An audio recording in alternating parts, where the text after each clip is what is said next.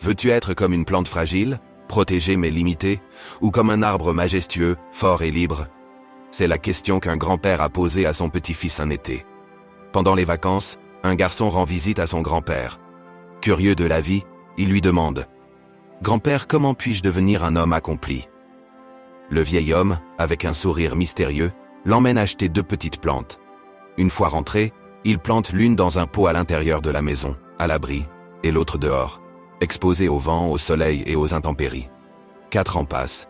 Le garçon revient et demande à nouveau « Grand-père, tu ne m'as jamais donné de réponse. Comment puis-je réussir ?»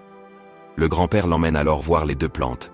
Celle à l'intérieur est restée petite, fragile, incapable de s'épanouir.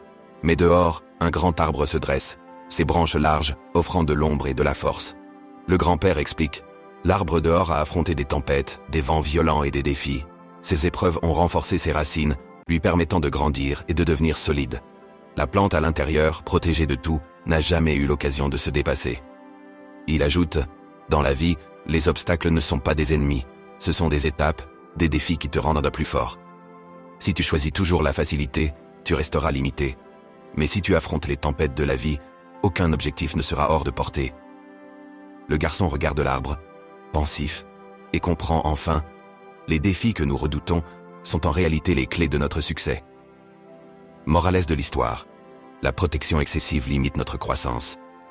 Les difficultés forgent notre force. Le vrai succès naît de notre capacité à affronter les défis. La liberté de grandir vaut mieux que le confort qui étouffe. Question pour réfléchir.